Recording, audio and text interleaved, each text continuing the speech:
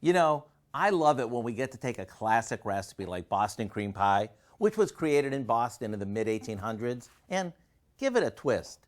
Did you know that Boston cream pie isn't even a pie?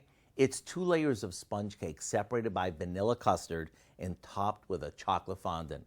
To make it weeknight friendly, we're taking everything we love about it and turning it into a poke cake. After baking and cooling a yellow cake mix in a 9x13 pan, we take the handle of a wooden spoon and poke holes all over it. Then we fill those holes with vanilla pudding, which ensures that every bite is super moist.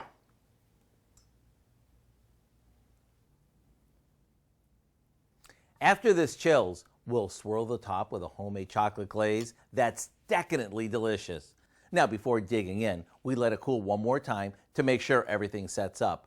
And after your first forkful, you'll know why this cake has stood the test of time. To get the recipe for what we call Boston cream pie poke cake, simply visit our website. I'm Howard with Kelly in the Mr. Food Test Kitchen, where today we found an up-to-date classic way for you to say, ooh, it's so good.